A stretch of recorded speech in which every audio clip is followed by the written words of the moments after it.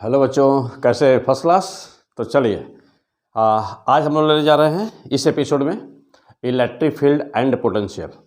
तो electric field and potential का second part. Okay, part second. Part first में कहाँ तक हम लोग पढ़ चुके थे?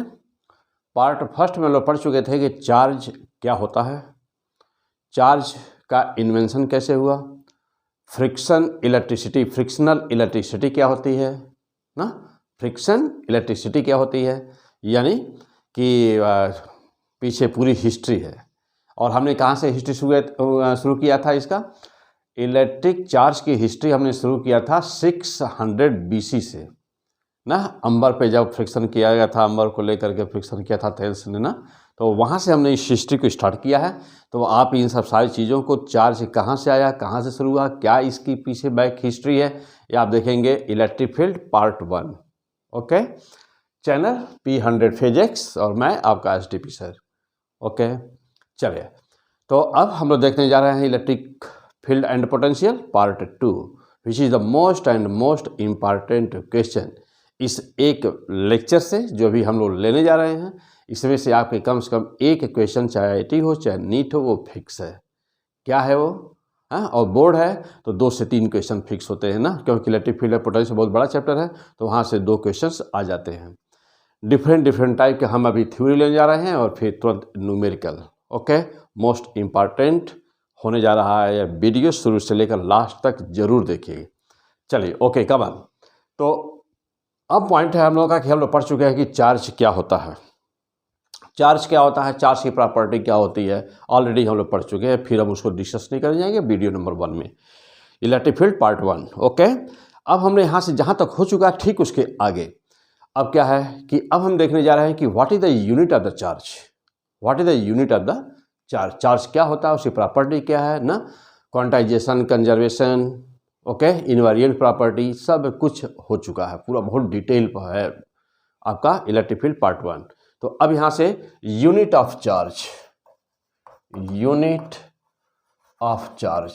ओके, तो यूनिट ऑफ चार्ज को कैसे डिफाइन करते हैं ना, यूनिट ऑफ चार्ज को कैसे डिफाइन करते हैं? तो इसको डिफाइन करने के पहले हम लोगों को जाना होगा, कहाँ पर जाना होगा? कूलॉम्स लॉ पर।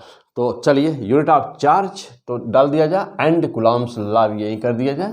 तो कूलॉम्स लॉ। ओके, तो जानते हैं कि चार्ल्स ऑगस्टिन डी कूलॉम, यानी पूरा नाम था इनका चार्ल्स ऑगस्टिन डी कूलॉम ना, मैं लिख दूं तो चार्ल्स ऑगस्टिन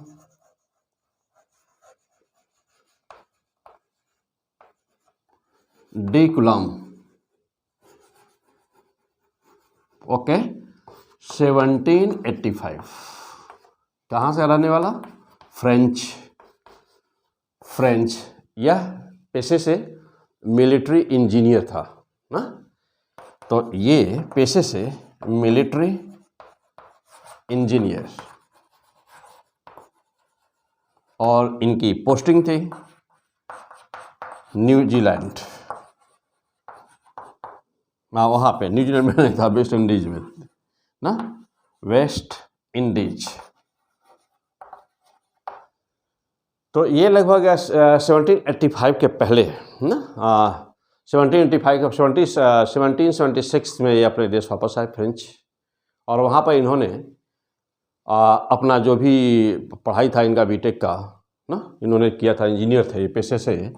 तो इन्होंने 2 चार्ज के बीच लगने वाला फोर्स क्या है उस पर स्टडी शुरू किया। इनके पहले क्या यही पहली बार किए थे? नहीं, इनके पहले हेनरी कैवेंडिश ने इसके जो लगने वाला फोर्स है इसको प्रूव कर चुका था। क्योंकि मेन जो फोर्स यहाँ पे है ना, तो एक बार हिस्ट्री थोड़ा सा देख लीजिए। Coulomb's law, unit of charge अभी हम लोग डिस्कस करेंगे, पहले कूलॉम्स लॉ डिस्कस करेंगे, फिर यूनिट ऑफ चार्ज डिस्कस करेंगे। Charles Augustin de Coulomb 1785, military engineer, French का रहने वाला, फ्रांस ना, फ्रेंच बोलते हैं उन्हें रहने वाले को, तो फ्रांस के रहने वाले फ्रेंच, और यह वहाँ पे सर्विस करता था वेस्ट इंडीज में।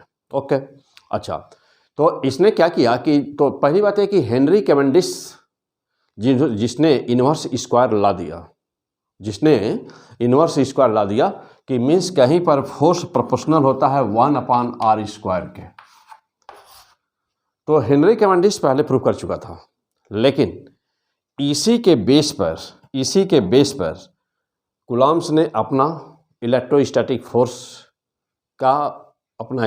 फोर्स की थ्योरी दिया। ओके, और क्या कहा कि दो चार्ज के बीच में हमेशा फोर्स लगता है, और उस फोर्स को यदि क्या कि write the point, there are always a force exists between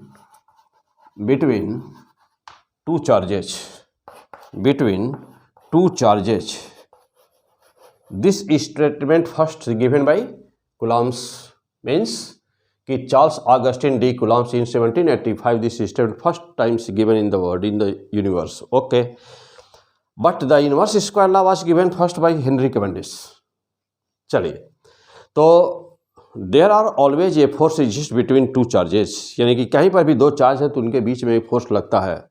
अब और फोर्स कितना होता है, और उस फोर्स का नाम इसने क्या रखा, उस फोर्स को कहा two charges. Okay, and this force is called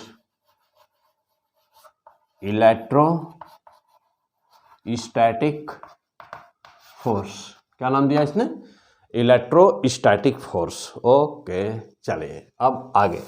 first बहुत ही सिंपल थ्योरी है, नोट करें। यहाँ पर अभी जब इसके न्यूमेरिकल्स आएंगे तो that will be the most important points कि कैसे हम कूलॉम्स लॉ पे न्यूमेरिकल को सॉल्व करेंगे। तो क्या कहा इन्होंने, कहा कि कहीं पर भी कोई भी दो चार्ज हैं, कहीं पर भी यदि कोई दो चार्ज हैं तो उनके बीच में एक फोर्स लगता है, and that force is called electrostatic force. Okay, अब जो इन्वर्स स्क्वायर लॉ था उसका इसने सहायता लिया कूलॉम ने, और फिर क्या कहा कि जो फोर्स लग रहा है दोनों के बीच, इन दोनों चार्ज के बीच जो फोर्स लग रहा है, that force is directly proportional to the product of these two charges Q1 and Q2. These two charges Q1 and Q2, और इन्वर्स स्क्वायर लॉ का हेल्प लिया और देखा कि F proportional to 1/r², where r is the distance between these two charges Q1 and Q2। उनके बीच की distance r, बीच का distance r, तो कहा कि F proportional to 1/r²। Clear. अब दोनों को कंबाइंड वे जब मिलाया, दोनों को एक साथ लिया, तो F proportional to Q1 Q2/r²। Okay, अब यहाँ पे पॉइंट था कि यहाँ पे कांस्टेंट क्या आया जाए, यहाँ कांस्टेंट क्या हो। तो जानते हैं कि कहीं पर भी स्फेरिकल बॉडी ही ऐसी होती है कि जिसमें सिमेट्री होती है, स्फेरिकल, और उसका सरफेस एरिया कितनी होती थी, 4πr²। तो जो दो चार्ज जो लिए गए थे, अभी इसका लिमिटेशंस क्या है और सब बातें क्या है, मैं अभी आगे चल रहा हूँ ना। तो वहाँ से उसके दिमाग में ये आया कि यह जो एग्जैक्ट वैल्यू जब निकाली जा रही थी फोर्स की, तो यह इक्वल टू कर देने पर इतने से काम तो चला नहीं, यहाँ पर कोई कांस्टेंट लाना था। तो कांस्टेंट लाने के लिए उसने 1/4πε कहाँ से आया। तो कूलॉम के माइंड में बात आई कि हर बॉडी जो सिमेट्रिकल होती है, जो भी सिमेट्रिकल बॉडी होती है, उसमें 4π आता है। जो भी बॉडी होती है उसमें 4π आता है, और कोई मैथमेटिकल प्रूफ नहीं किया था कूलॉम ने। बॉडी की सिमेट्री से दिमाग में आए कि हर जगह जहाँ जहाँ सिमेट्री बॉडी होती है तो वहाँ पर या तो 2π होता है या नहीं तो 4π होता है। तो चूंकि दो चार्ज बॉडी एक जैसी लग रही थी तो उसके दिमाग में आया कि 4π या 2π, देखिए जनरली हर जगह आता है 4π 2π। तो वह कॉन्सेप्ट उनका उसी से था कि सिमेट्री पे डिपेंड था, सिमेट्री के द्वारा उन्होंने ले लिया 4 पाई। और यहाँ पे जो कांस्टेंट की वैल्यू रखा, कहा कि F इक्वल टू यहाँ पर एक कांस्टेंट आएगा, और जो बाद में बताया कि Q1 Q2 upon R square आया, तो यहाँ के कांस्टेंट आया, प्रोपोर्शनलिटी कांस्टेंट। और इस कांस्टेंट की वैल्यू को कहा कि बाय द सिमेट्री, तो कहा कि यह जो K की वैल्यू है वह 1/4 पाई है। तो पहले तो लिया इन्होंने 1/4 पाई, लिया 1/4 पाई, और फिर देखा कि permittivity of the free space, निर्वात की विद्युतशीलता, permittivity of the free space. तो देखा कि permittivity of the free space लेने में कोई बुराई नहीं थी, 1/4 पाई तो ले लिया बाई सिमेट्री से। और फिर देखा कि निर्वात की विद्युतशीलता, यानी कि जहाँ मीडियम कोई ना हो, निर्वात ना, निर्वात या एयर, हालांकि एयर का 0.00086 होता है, आता है, लेकिन उसको लगभग एक ही मानते हैं ना। और निर्वात के लिए, वैक्यूम के लिए एग्जैक्ट 1.0 होता है ना। और एयर के लिए 30 के बाद 86, यानी कि 1.00086 होता है। तो नियर अबाउट लगभग 1 के बराबर ही होगा लगभग वो भी। तो देखिए, तो यहाँ पर माइंड हियर, यहाँ पे इसकी हिस्ट्री क्या है, तो K इक्वल टू 4 पाई पहले रख दिया। अब देखा कि यदि मीडियम की जब बात आई, तो देखा कि किसी मीडियम में यही दो चार्ज उतनी ही दूरी पर जब किसी मीडियम में रख दे रहे थे, तो देख रहे थे कि फोर्स की वैल्यू चेंज हो रही थी, बदल जा रही थी। तो जब फोर्स की वैल्यू बदल गई, तब इसे दिमाग में आया कि यहाँ पर 1/4 पाई है, इसका मतलब कि मीडियम का भी यहाँ कुछ न कुछ चाहिए। तो एयर में के लिए, एयर में देखा कि जितना फोर्स एयर में था, तो उसको इसने मान लिया 1/4 पाई, और नाम दे दिया एप्सिलॉन नॉट। यहाँ पे नाम दे दिया एप्सिलॉन नॉट। ओके, अब तो एक किसके लिए था, एयर के लिए। तो एयर भी बताया ना कि वही 1.00086 है, तो लगभग वही मान लेते हैं। तो देखिए, तो अब माइंड हियर, अब यहाँ के बराबर 1/4 पाई एप्सिलॉन नॉट। अब एप्सिलॉन नॉट क्या था ना, एप्सिलॉन नॉट क्या था, तो एप्सिलॉन नॉट की वैल्यू, तो एप्सिलॉन नॉट इक्वल टू निकाला गया, तो 8.85 इंटू 10⁻⁻12 आया। और कितना, तो यह आया ना newton metre square upon coulomb square. तो this is the epsilon naught की वैल्यू ये थी। अच्छा, अब जा देखिएगा, यहाँ पर K equal to 1/4 pi, 4 pi में क्या लिया गया, यहाँ पर कुछ नहीं था, 1 था, तो इसके स्थान पर इसने लिया क्या, एप्सिलॉन नॉट। ओके, अब 1 की क्या स्टोरी है मैं बता रहा हूँ यहाँ पर। अच्छा, अब यहाँ पर चूंकि एप्सिलॉन नॉट की वैल्यू इतनी देखी गई, कितनी इसी वैल्यू आती है। अब एयर, अब बात रही, जैसा कि मैं कह रहा था कि एयर और वैक्यूम, तो जब किसी मीडियम में रखा गया चार्ज को, तो मीडियम में रखा गया, तो भैया मीडियम का हमको एप्सिलॉन की वैल्यू निकालनी थी, मीडियम की। तो जो भी मीडियम का एप्सिलॉन परमिटिविटी थी, यानी कि विद्युतशीलता थी, तो उसमें एप्सिलॉन से डिवाइड किया गया। अब इसको 2 नाम दिया गया, 2 क्या 3 नाम दिया गया। तो नंबर 1 क्या बोल रही है, इसको कहते हैं रिलेटिव परमिटिविटी। क्या नाम दिया, कैमरे के बाहर है लग रहा है, तो आइए मैं इधर थोड़ा सा दिखा दूं आपको। हाँ, इस बात को हम लोग यहाँ पे ले लेते हैं, आ जाइए इधर। तो हाँ, चले पहला पॉइंट तो हम लोग यही ले लें। तो एप्सिलॉन पर एप्सिलॉन नॉट को लिखा गया एप्सिलॉन आर ना, और क्या नाम दिया, रिलेटिव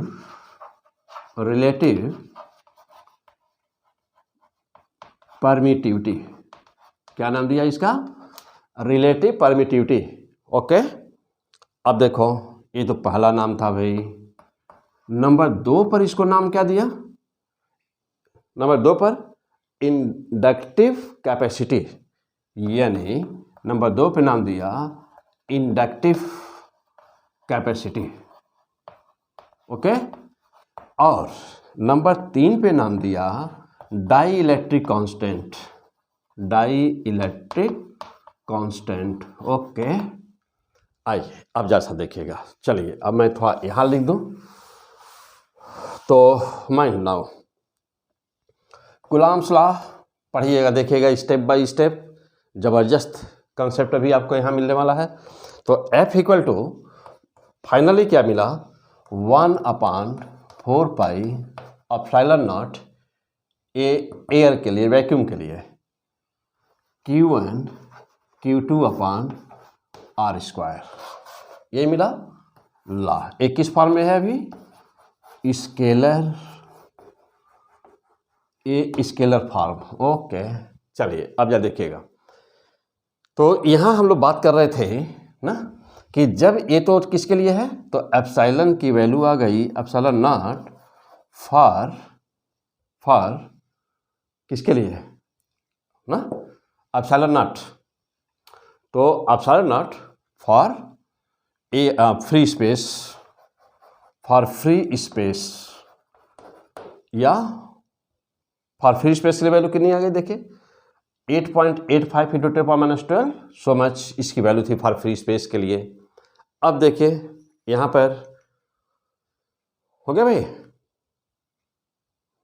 हाँ, अब जा देखिए, जब चार्ज को मीडियम में रखे तो क्या हुआ, तो ये तो वैल्यू बिल्कुल फिक्स थी इतनी, यह कांस्टेंट की मान हो गया।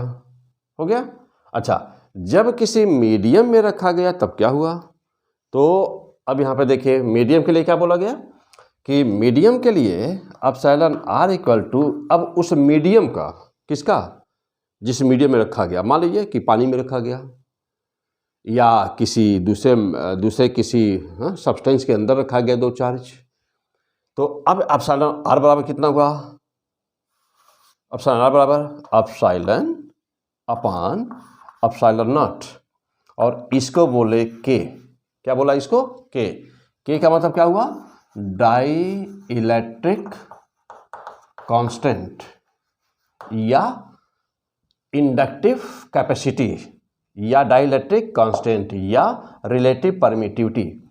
और चूंकि इसको ना यह के बराबर, यह एप्सिलॉन R कहे चाहे के कहें, तो जब देखें कि मीडियम में रखते हैं, जब एयर में रखते हैं या वैक्यूम में रखा है तब तो ये फार्मूला हुआ, लेकिन जब किसी मीडियम में रखा गया, मीन्स कि यहाँ पर कह सकते हैं F एयर या वैक्यूम, लेकिन जब इसको किसी मीडियम में रखे ना तब क्या हो गया, ये देखिए, तो जब किसी मीडियम में रखे तो F मीडियम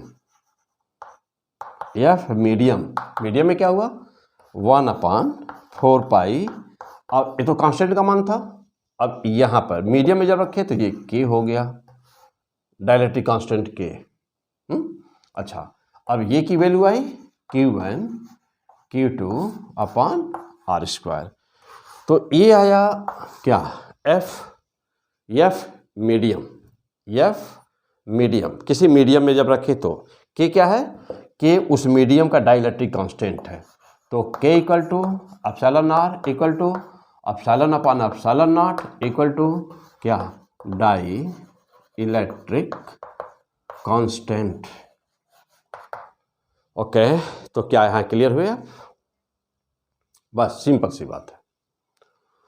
कूलॉम्स लॉ क्या है, कूलॉम फ्रेंच साइंटिस्ट सबसे पहले देखा कि दो चार्ज के बीच में इलेक्ट्रोस्टैटिक फोर्स लगता है, यह इलेक्ट्रोस्टैटिक फोर्स चार्ज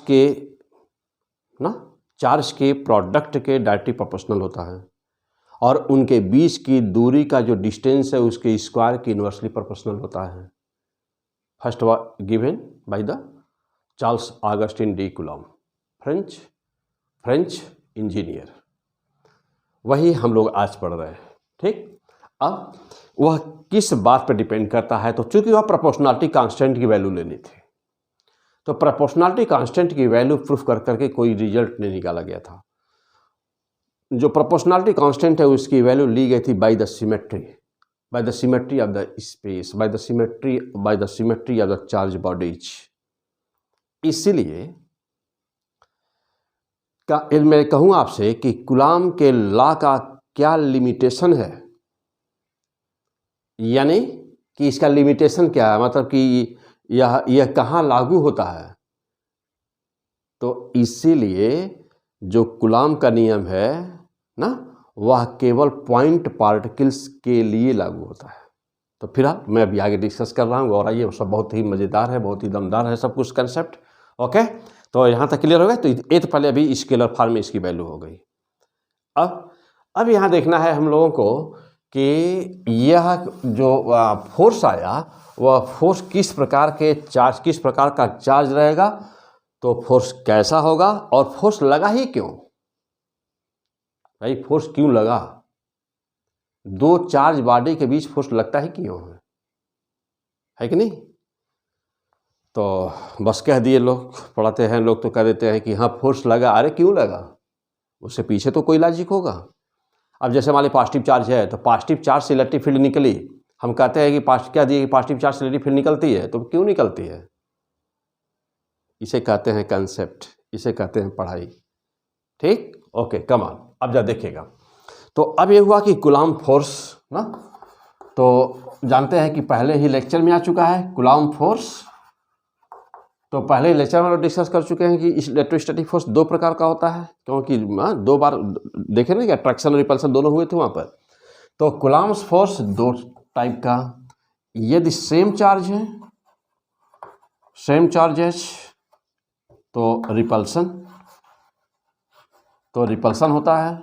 और जानते हैं कि यदि अपोजिट चार्जेस नेचर हो, अपोजिट चार्जेस, तो क्या होना है इनके बीच, ऑलवेज अट्रैक्शन होना है।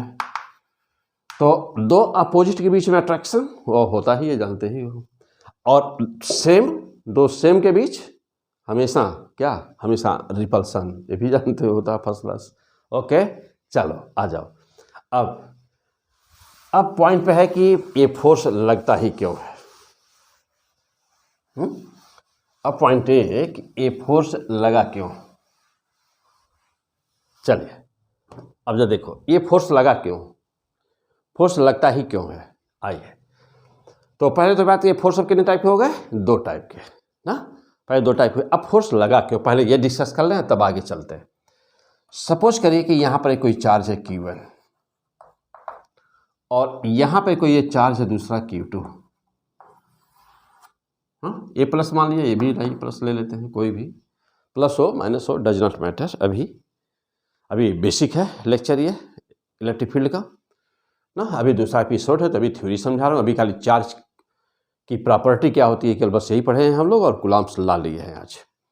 चलिए, तो अब देखो, तो यहाँ पर चार्ज देखा ही गया कि चार्ज मैं पीछे ना पार्ट 1 में डिस्कस कर चुका हूँ सब कुछ। तो देखा ही गया कि चार्ज इलेक्ट्रोस्टैटिक्स और इलेक्ट्रोडायनामिक्स नाम के 2 शब्द आते हैं। Electrodynamics means study of the charge in the motion, और इलेक्ट्रोस्टैटिक्स में study of the charge in the rest. जब चार्ज रेस्ट में होता है तो उसके चारों तरफ केवल इलेक्ट्रिक फील्ड पाई जाती है।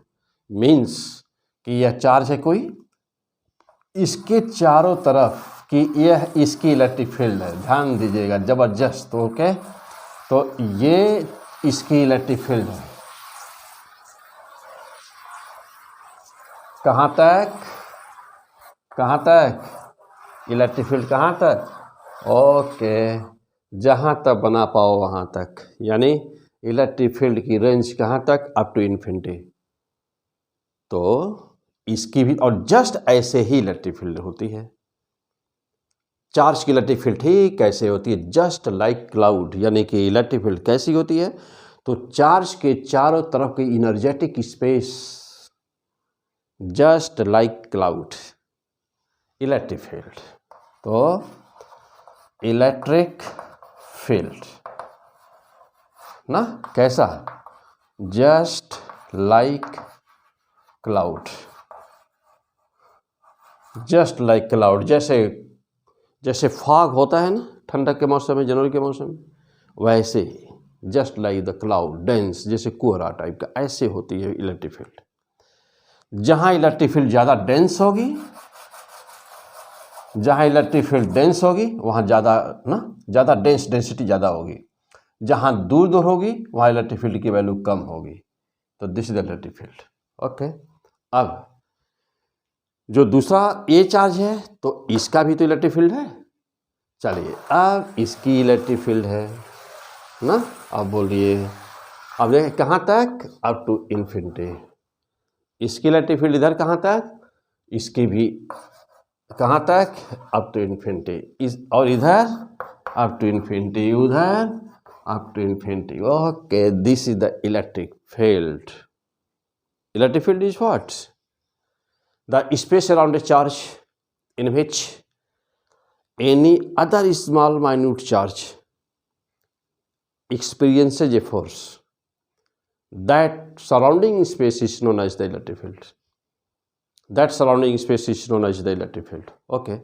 किसी भी चार्ज के चारों तरफ का वह क्षेत्र, वह एरिया जिसमें किसी दूसरे चार्ज को, छोटे से छोटे चार्ज को रख दें और वह एक फोर्स का अनुभव करे, तो वह क्षेत्र, वह एरिया वैद्युत क्षेत्र कहलाती है, इलेक्ट्रिक फील्ड कहलाती है।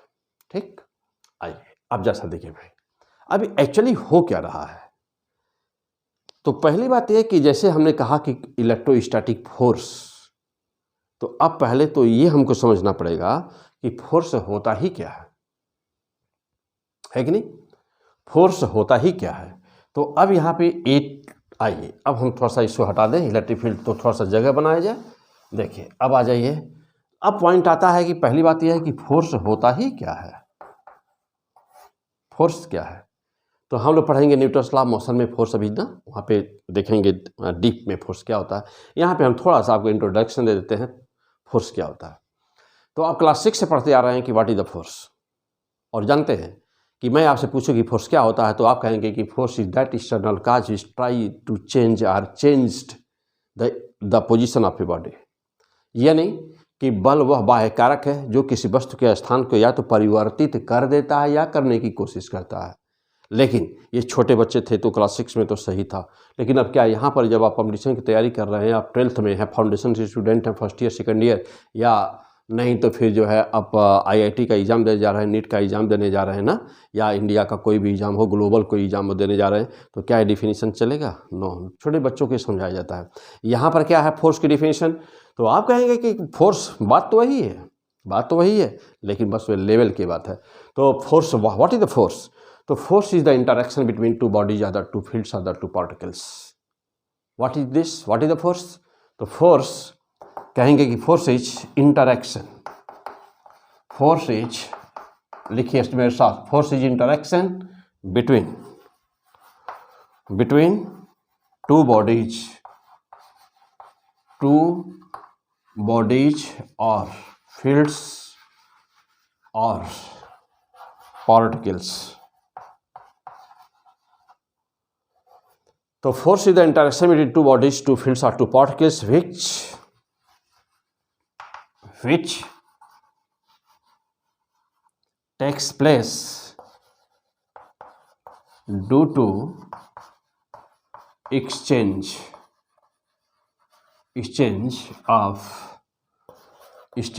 of something। जो कुछ आदान प्रदान के कारण, एक्सचेंज मतलब आदान प्रदान, लेन देन के कारण ही होता है। यह फोर्स, इसे कहते हैं exchange theory of the force. क्या बोलते हैं? Exchange theory of the force, and it was given by the जापानी साइंटिस्ट युकावा इन 1935 ना, अप्रॉक्स 1935। तो 1935 में ये जापानी साइंटिस्ट के द्वारा दिया गया ये कॉन्सेप्ट था, क्या? Exchange theory of the force. और जो न्यूक्लियस की स्टेबिलिटी के समय ना, न्यूक्लियस की स्टेबिलिटी कैसे पॉसिबल है, वह इसी बेस पर उसको प्रूफ किया गया था। तो ये वह theory, interaction, force is the, what is force? Force interaction between two body, force is interaction between two bodies और टू फील्ड्स और two particles which takes place due to the exchange of the something. यानी कि जब तक दो चीज़ों के बीच में किसी चीज़ का एक्सचेंज नहीं होता है, तब तक फोर्स क्रिएट नहीं होता है। फॉर एग्जाम्पल, एक एग्जाम्पल समझा दूँ, जैसे मान लीजिए कि हम यहाँ पर किसी नए मोहल्ले में आकर के रह रहे हैं, एक क्वार्टर लिया हमने, हम यहाँ पे रह रहे हैं, मेरी अगल बगल में किसी से कोई पहचान नहीं है।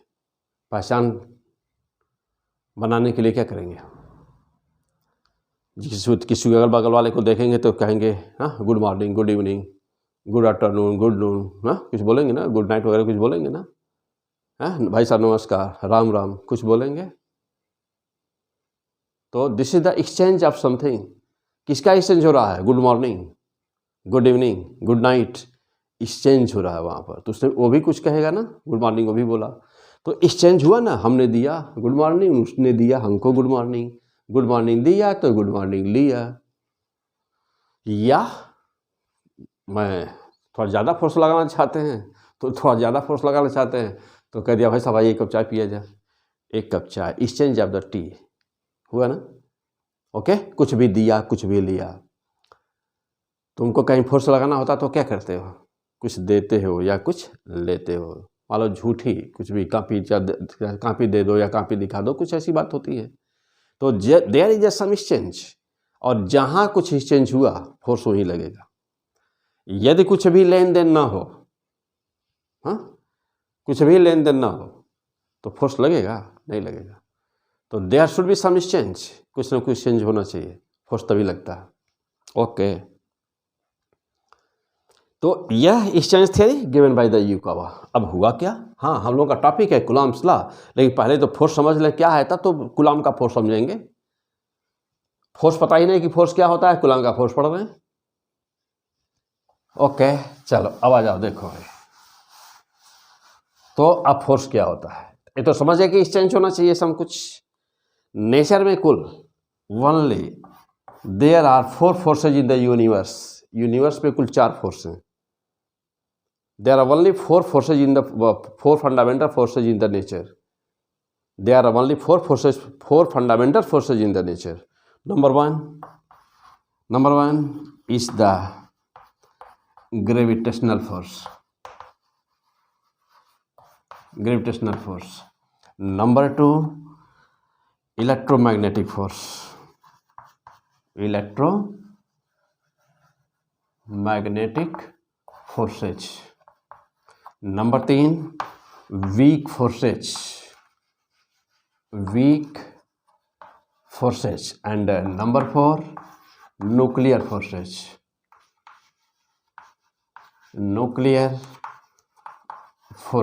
अब मैं जब न्यूटन्स लॉ पढ़ाऊंगा तो वहाँ पर मैं आपको यहाँ पर बहुत ही डीप स्टडी कराऊंगा इसकी, लेकिन यहाँ थोड़ी सी ज़रूरत जितनी है उतना बस जान जाइए आप। Gravitational force, this is the weakest force. Universe का सबसे कमजोर फोर्स यही है। तो वीकेस्ट।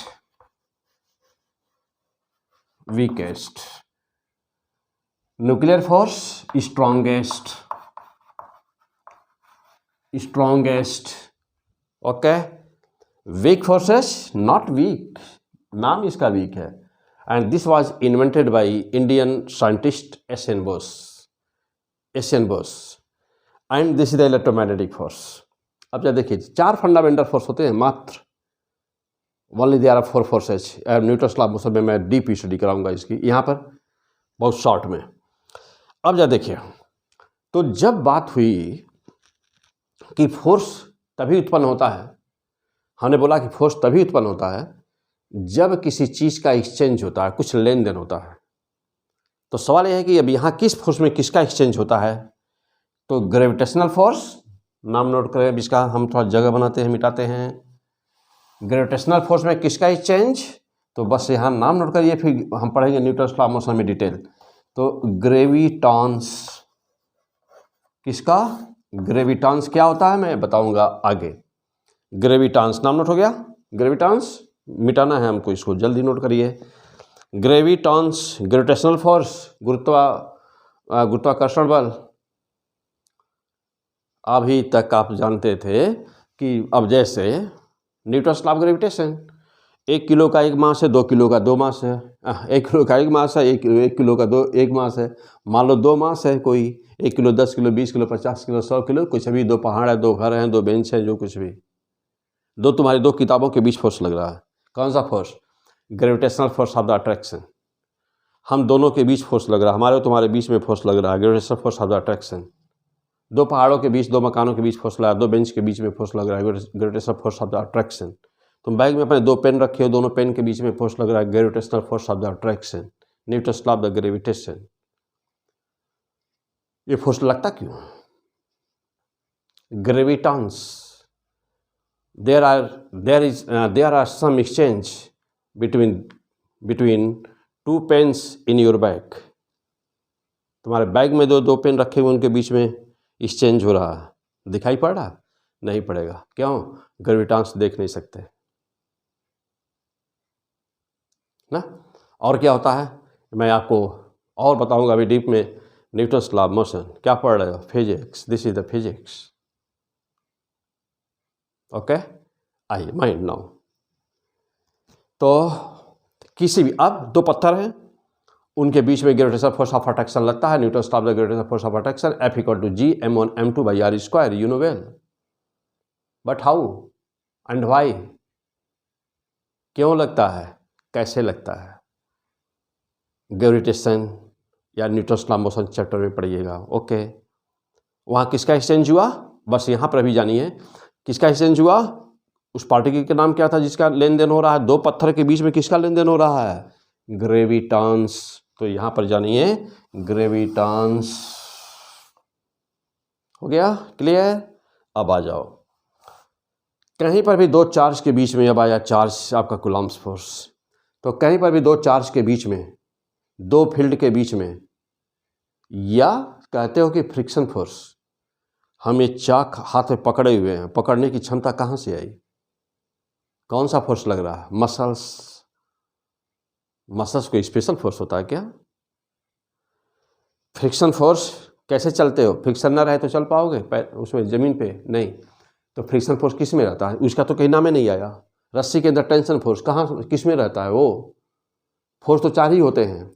तो जितने भी फोर्स तुमको दिखाई पड़ते हैं, muscles force, friction force, tension, रस्सी का टेंशन, सब कुछ इसी में लाइज करते हैं, इलेक्ट्रोमैग्नेटिक फोर्स में लाइज करते हैं। इसीलिए फ्रिक्शन फोर्स किस में रहता है? मैं पूछ दूं आपसे कि फ्रिक्शन फोर्स कौन सा फोर्स है? मैं कह दूं कि मैकेनिकल फोर्स है या थर्मोडायनामिक फोर्स है, ऐसे चार नाम बता दूं तो लग जाओगे उसी में कि किसका फोर्स है। होता ही नहीं ये सब कोई फोर्स। तो ये किस में लाइज करता है? फ्रिक्शन फोर्स किस में लाइज करता है? इलेक्ट्रोमैग्नेटिक नेचर का। इसीलिए जो फ्रिक्शन फोर्स होता है, घर्षण बल होता है, उसका नेचर इलेक्ट्रिक होता है, वह इलेक्ट्रिकल नेचर का फोर्स होता है। क्यों होता है? न्यूटन्स लॉ ऑफ मोशन में पढ़ोगे, फ्रिक्शन चैप्टर, वहाँ पे डिटेल में बताऊंगा क्यों होता है। आ जाओ, अभी यहाँ हमारा कूलम्ब्स फोर्स समझना हम लोगों को, अभी हम तुमको फोर्स बता रहे हैं। ओके, आ जाओ। तो इलेक्ट्रोमैग्नेटिक फोर्स, अब केवल डायरेक्ट लिखो यहाँ पे, ये कैसे उत्पन्न होता है? तो यहाँ बिना एक्सचेंज का कहीं फोर्स होता नहीं, ये जान जाना। तो ये कैसे होता है? तो due to exchange of photons. Fantastic, photons. Okay, अब कहोगे कि ये फोटॉन्स क्या होते हैं? तो photons are the packets of the energy. Energy के बंडल है ये, पैकेट्स ऑफ द एनर्जी। क्या है ये? Packets of the energy. और इनकी एनर्जी कैसे होती है? E बराबर एन एच न्यू होती है, जहाँ पे एन पूर्णांक संख्याएं हैं, 1 2 3 4 5 पाँचटी पूर्णांक संख्याएं हैं। E equal to n h nu. H क्या है? Planck constant. न्यू क्या है? फ्रीक्वेंसी। ये सब फिर बाद में डिस्कस होगा, यहाँ भी जितनी जरूरत है वहाँ जल्दी से। तो due to exchange of the photons, यानी कि दो कूलम्ब के बीच में, तो यानी कि अब ये पक्का हो गया कि कूलम्ब का फोर्स ऐसे वैसे नहीं लगा था। कूलम्ब का फोर्स इसलिए लगा हुआ था क्योंकि वहाँ पर फोटॉन का एक्सचेंज हो रहा था। ओके, अब तो कभी जब ये चैप्टर में पढ़ा रहा था अपने स्टूडेंट को, तो उन्होंने बताया कहीं पे पढ़े हुए थे कोटा वगैरह में, यहाँ वहाँ पढ़ के आए थे। तो जब मैं पढ़ाने लगा तो उसमें से एक लड़का कहा कि सर आज तक तो मैं पढ़ा 4-5 साल तैयारी कर चुका हूँ, लेकिन ये तो पता ही नहीं था कि फोर्स लगता क्यों है। लोगों ने तो यही पढ़ाया था कि फोर्स लगता है इतना, यह बराबर 1/4 pi epsilon naught Q1 Q2 by r square केवल बोला गया था, ये नहीं बोला गया था क्यों लगता है। और ऐसे कह रहा था कि ऑनलाइन में कहीं आला कोई पढ़ाता है तो कह रहा है कि बस वैसे, हाँ F बराबर 1/4 pi epsilon naught Q1 Q2 by r square होता है। यार इतना तो किताब में लिखा, बच्चा इतना तो जानता है, उसको डीप में समझाओ ना कि वो क्यों होता है। फिलहाल टॉपिक हम लोग का अपना है।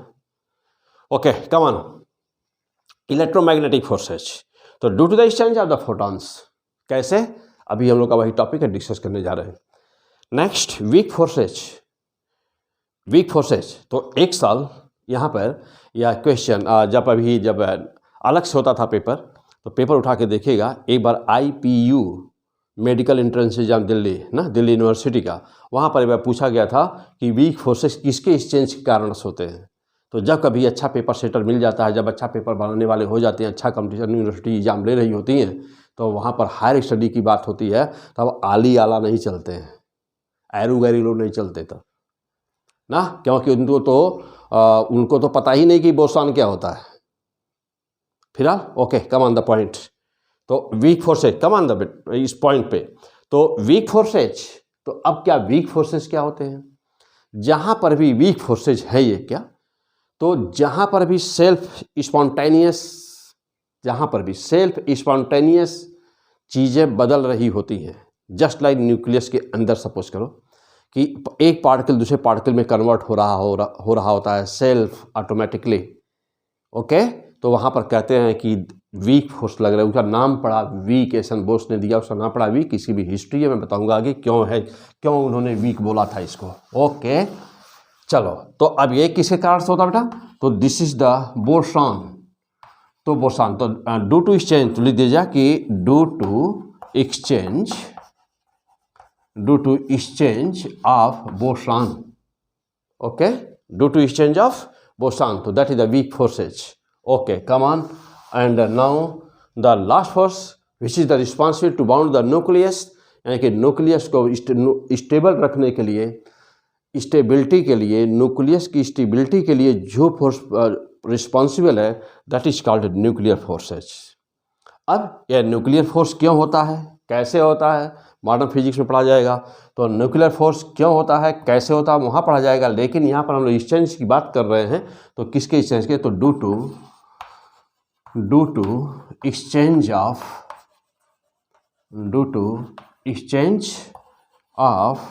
पाई मेसन, तो फिर क्या देखा कि फोर्स क्या होते हैं, तो force is the interaction between two body और द टू पार्टिकल्स और the two fields which takes place due to exchange of the something. That something depends on the nature of the force. There are four forces in the universe. Number one, there are four fundamental forces in the nature, and first is the gravitational force, second is the electromagnetic force, third is the weak force, and fourth is the nuclear forces. The first force takes place due to the exchange of the gravitons. Number second is takes place due to the exchange of the photons. Number third is due to the exchange of the bosons, and number four is due to exchange of the pi meson. So this is the theory of the force. And now come on the point that what is the Coulomb force. Now come on the point that which is why Coulomb's force exists between two charges. Okay, mind. अब यहाँ पे जो electric field है, जहाँ हमने नाम बोला आपको बेटा कि इलेक्ट्रिक फील्ड बोला ना, all these spaces are the electric field, energetic space. Electric field क्या होती है, एनर्जेटिक स्पेस होती है। जैसे कि अब किताबों में आप पढ़ेंगे कि इलेक्ट्रिक लाइन्स, अभी मैं आगे बताऊंगा आपको कि इलेक्ट्रिक लाइन्स क्या होती है ना, इलेक्ट्रिक फील्ड कैसे होती है, क्यों लाइन लिखी जाती है, लाइन के द्वारा क्यों रिप्रेजेंट की जाती है, प्लस की कैसी होती है, माइनस की कैसी होती है, भी आगे एपिसोड में आने वाला है। तो फिलहाल अभी हम लोग का टॉपिक है coulomb force, okay, come on. अब देखना, तो हुआ क्या, एक फोर्स, दो चार्ज के बीच फोर्स कैसे लगा, एक चार्ज था Q1 और एक चार्ज यहाँ पे क्या था Q2, ये दो चार्ज थे। इस चार्ज की अपनी इलेक्ट्रिक फील्ड चार्ज के ऊपर बहुत ज़्यादा घना रहेगा, बहुत ज़्यादा डेंसिटी रहेगी। जैसे जैसे दूर जाओगे डेंसिटी कम होती जाएगी फील्ड की, ये जैसे ना जस्ट लाइक क्लाउड, तो क्लाउड की डेंसिटी जैसे कम होती जाएगी। और इस वाले का चाहे प्लस हो चाहे माइनस ना, चाहे प्लस हो चाहे माइनस, ऐसे ही just like the cloud charge के पास बहुत ज़्यादा घना रहेगा ना, जैसे जैसे दूर जाओगे वैसे वैसे कम होता जाएगा। तो जब हम किसी भी बिंदु पर फोर्स की बात कर, कहीं पर भी ले लो, यहाँ से लेकर यहाँ तक, कहीं पर भी ले लो, कहीं पर भी ले लो, कहीं पर भी ले लो, ये आपस में दोनों फील्ड आपस में क्या कर रही हैं, दो एनर्जी आपस में क्या कर रही हैं, इंटरैक्ट। तो यह एनर्जी और एनर्जी के बीच में यहाँ पे क्या हो रहा, बोलो जल्दी, इंटर एक्शन, व्हाट, इंटरेक्शन। और किसका यहाँ पर एक्सचेंज हो रहा है, तो exchange of photons. Exchange of photons कहाँ पर एक्सचेंज हो रहा है, हर बिंदु पर एक्सचेंज हो रहा है, हर बिंदु पर एक्सचेंज हो रहा है। और क्या हो रहा है, फोटॉन का एक्सचेंज हो रहा है। And this is the root cause behind the Coulomb force. Coulomb force लगा क्यों, what is the root cause behind the Coulomb force, exchange of photons is the root cause behind the Coulomb force. Okay, आ जाइए, अब ये तो clear हुए कि ये कूलॉम फोर्स लगता क्यों है, ये लगता क्यों है। तो इसकी इलेक्ट्रिक फील्ड, अब इसकी इलेक्ट्रिक फील्ड, इसको अपने तरफ ना, यदि चूंकि प्लस प्लस दोनों ले लिया है हमने, तो इसकी इलेक्ट्रिक फील्ड इसको दूर हटा रही है और इसकी इलेक्ट्रिक फील्ड इसको दूर हटा रही है, क्योंकि दोनों का नेचर एक जैसा है, एक ही इलेक्ट्रिक फील्ड दोनों की, यानी दोनों सोर्स हैं इलेक्ट्रिक फील्ड के। और यदि इसमें एक प्लस है और एक माइनस है, तब एक दूसरे को दोनों आपस में एक दूसरे को दोनों अट्रैक्ट कर रहे हैं। तो समान चार्ज हैं तो दूर हटा रहे हैं, रिपेल कर रहे हैं, एक दोनों समान है तब। और अपोजिट नेचर है, प्लस एक माइनस है, तो अट्रैक्ट कर रहे हैं। न्यूमेरिकल वैल्यू कितनी आई थी, अभी देखा हमने। अब यह फोर्स इस बात पर डिपेंड करता है कि दोनों चार्ज के बीच में यह मीडियम क्या था, ये मीडियम क्या है। तो जब मीडियम एयर है या वैक्यूम है, तो जब वैक्यूम है तो जो डाइलेक्ट्रिक कांस्टेंट आया था 1 हो गया 1.0, लेकिन जब यह एयर है तो 1.00086, तो this is a dielectric constant approximately, इसलिए हम लोग इसको भी क्या रख देते हैं, अप्रॉक्स ना, इसको भी 1 मान लेते हैं। ओके, तो दोनों चार्ज के बीच कूलॉम्स लॉ। ओके, अब इसके आगे, अब यहाँ तक हो गया। अब हम ये तो क्लियर हो गया हम लोग कि फोर्स लगा क्यों, ठीक। अब देखिए, अब यूनिट और चार्ज की यूनिट कैसे यहाँ से डिफाइन किया गया, कूलॉम यूनिट कैसे आया। आइए, अब यहाँ से आगे डायग्राम समझ लिए हम लोग। सपोज करिए कि यह Q1 है और एक Q2 है, बीच की दूरी R है। ये तो हम लोग श्योर हो गए कि F बराबर 1/4πε0 K और क्या Q1 Q2 अपॉन R² होता है। अभी किस फॉर्म में है, स्केलर फॉर्म में। ओके, चलो अभी स्केलर फॉर्म हो गया। चलिए अब यहीं पर वेक्टर फॉर्म ही देख लिया जाए। वेक्टर है तो F लगाना है, इक्वल टू प्लस माइनस दोनों। प्लस किसके लिए, रिपल्सिव फोर्स हमेशा पॉजिटिव होता है और अट्रैक्टिव फोर्स हमेशा नेगेटिव होता है। तो F equal to plus minus 1/4πε0 small k. Okay, Q1 Q2 upon R² into, अब वेक्टर है ना, लेफ्ट हैंड वेक्टर है, तो ये स्केलर क्वांटिटी है। वेक्टर बनाने के लिए क्या करोगे, यहाँ पर एक यूनिट वेक्टर लगा दिया जाए, एक यूनिट वेक्टर लगाना पड़ेगा ना,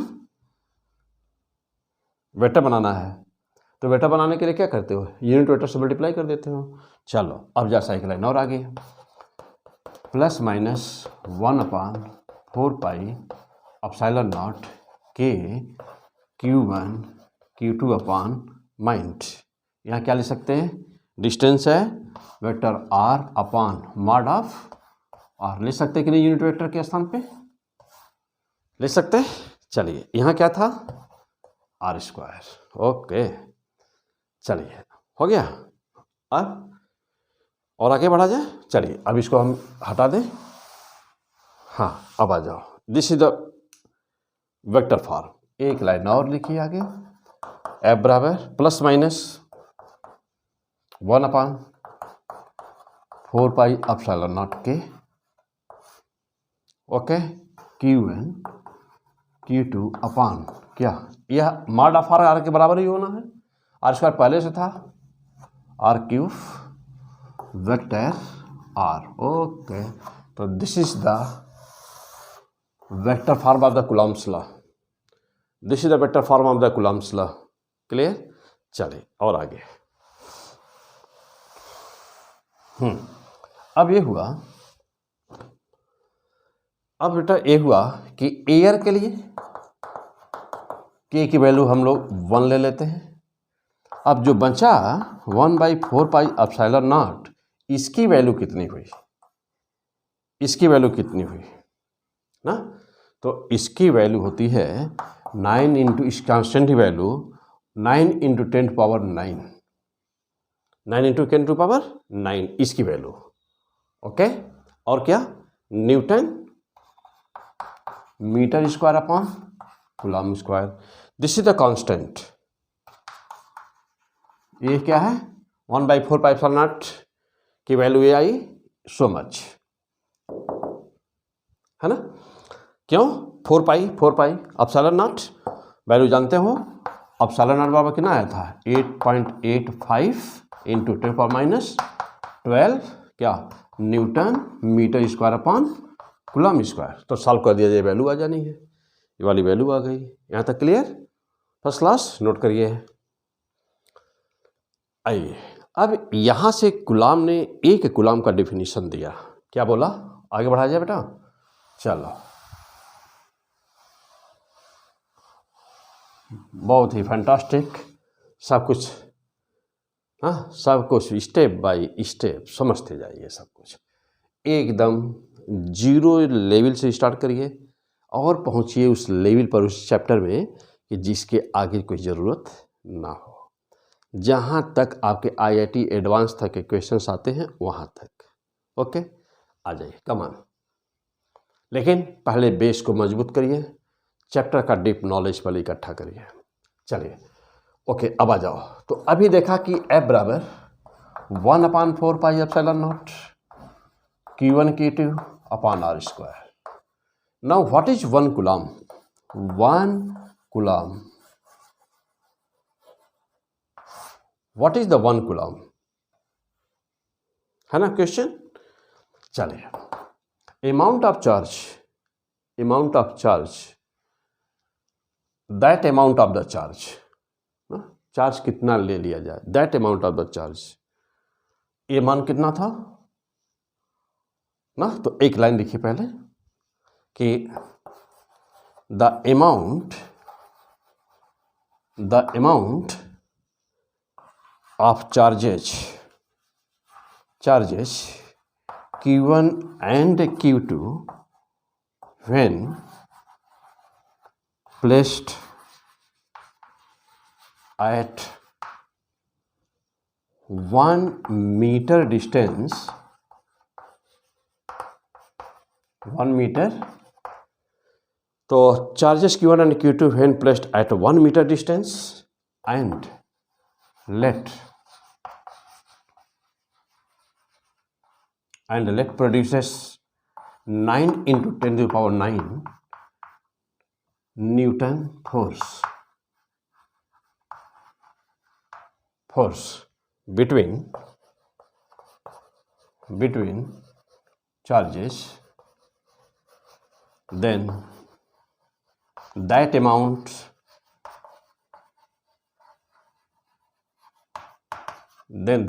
is called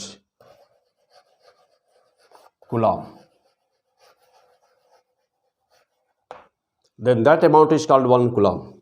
एक कूलम्ब क्या हुआ होता है, तो एक कूलम्ब चार्ज की वो मात्रा है कि जहां पर 2 एक बराबर चार्ज, यानी बराबर मात्रा वाली वो मात्रा जो 2 बराबर चार्ज 1 मीटर की दूरी पर यदि रख दिए जाएं, तो वह दोनों आपस में एक दूसरे के ऊपर 9 into 10⁻9 न्यूटन का फोर्स लगाएं,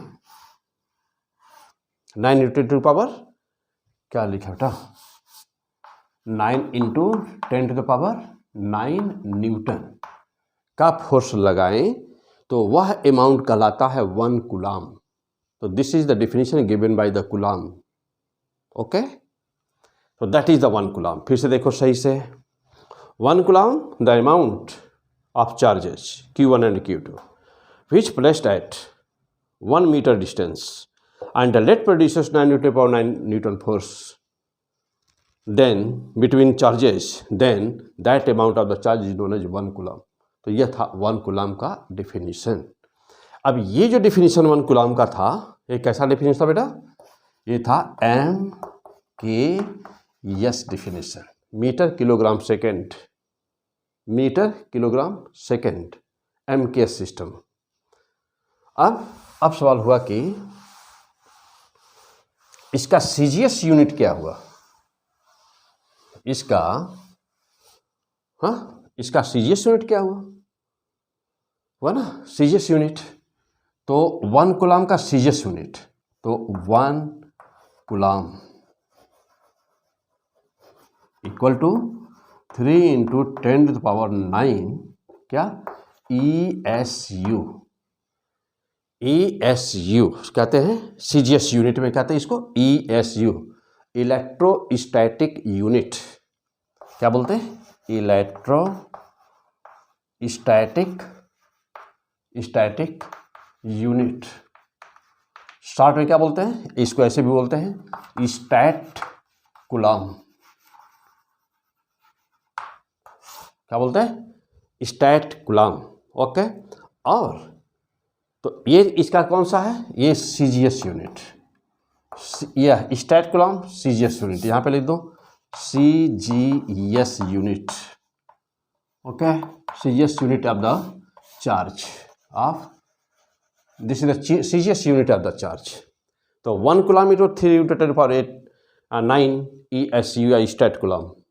अब इसकी मैग्नेटिक स्केल पर भी यूनिट होती है, तो 1 कूलाम इक्वल टू क्या होता है, 1/10 EMU, मीन्स इसको बोलते हैं ना एब्सोल्यूट EMU बोलते हैं, ऐप करके से AB EMU। ओके, तो यह भी कौन सा है, ये भी CGS यूनिट। तो ये था बेटा यूनिट ऑफ चार्ज की यूनिट क्या होती है। तो this is the unit of the charge, means कि 1 कूलाम CGS यूनिट क्या है, 1 coulomb into 3 into 10 power 9, magnetic unit में भी, EMU में भी, और stat CGS unit, stat charge की CGS यूनिट, तो स्टैट कूलाम। ओके, तो कूलाम का फोर्स क्या है, कूलाम का फोर्स कितना होता है, कूलाम का फोर्स मीडियम पर कैसे डिपेंड करता है, कूलाम का फोर्स क्यों लगता है, एक कूलाम चार्ज का डेफिनेशन क्या है, उसका MKS यूनिट क्या है, उसका CGS यूनिट क्या है। हो गया यहाँ तक।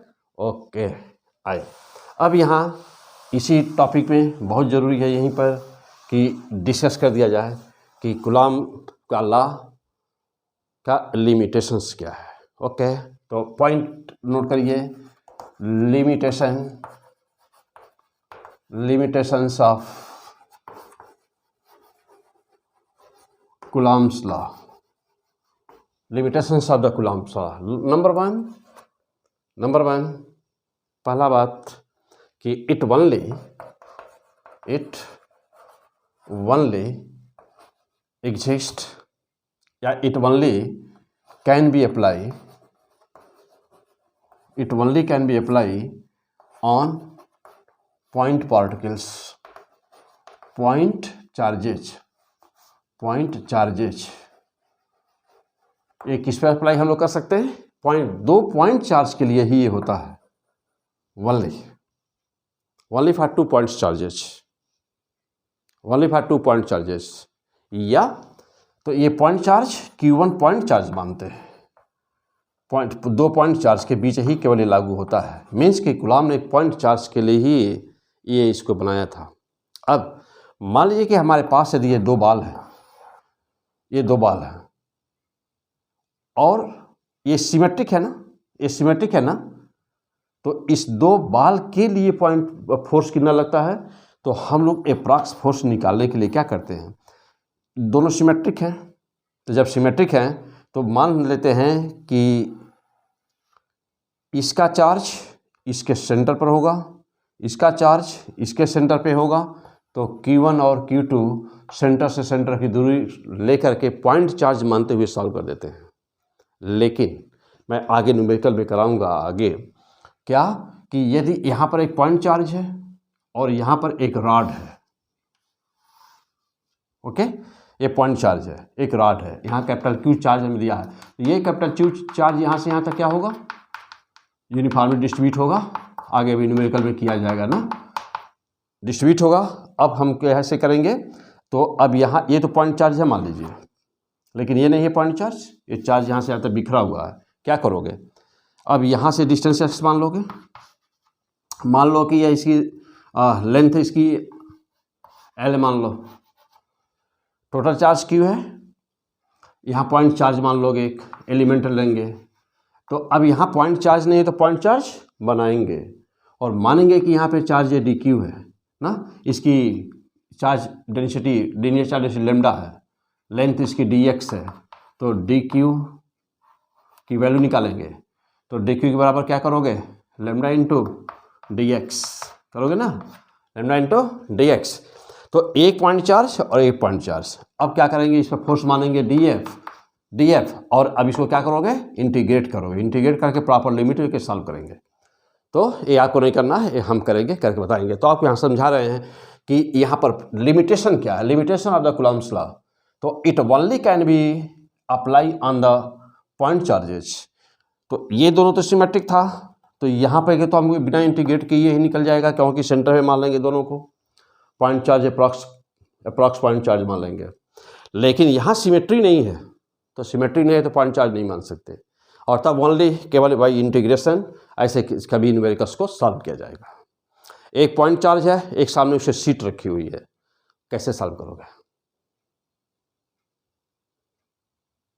है ना क्वेश्चंस, यही क्वेश्चंस करने हैं, यही स्टैंडर्ड का फ़र्क होता है। ओके, कॉमन पॉइंट, इस सारी बातें हम लोग कभी करेंगे। चलिए, तो अभी इस एपिसोड में नहीं किया जाएगा, आगे एपिसोड में। अभी तो मैं केवल आपका इंट्रोडक्शन दे रहा हूँ, Coulomb's law, limitations of the Coulomb's law पर समझ लिया जाए बेटा क्या है, और तब हम लेंगे, यानी कि ये हम लोग क्वेश्चन किस में लेने वाले हैं, इलेक्ट्रिक फील्ड पार्ट 3। पहले हम लोग कूलम्ब्स लॉ के न्यूमेरिकल सॉल्व करेंगे, तब इलेक्ट्रिक फील्ड एंड पोटेंशियल, फिर इलेक्ट्रिक डाइपोल, और फिर और सब देखा जाएगा ना। चलो, तो limitations of the Coulomb's law, तो it only can be apply on the point charges. Okay, चलो नंबर सेकंड पे आ जाओ। It follow law of superposition. Okay, law of superposition, इसके लिए लिख दीजिए कि F इक्वल टू टोटल जब निकालेंगे तो F1 plus F2 plus F3, क्या करिएगा, वेक्टर किसी भी पार्टिकल पर जो भी फोर्स लग रहे होंगे सीधे उनका वेक्टर सम हो जाएगा, ठीक। और नंबर थर्ड पर क्या होता है, ये जो फोर्स होता है इसका सबसे इम्पॉर्टेंट नेचर बेटा कि ये म्यूचुअली अट्रैक्टिव, म्यूचुअली अट्रैक्टिव और रिपल्सिव होता है,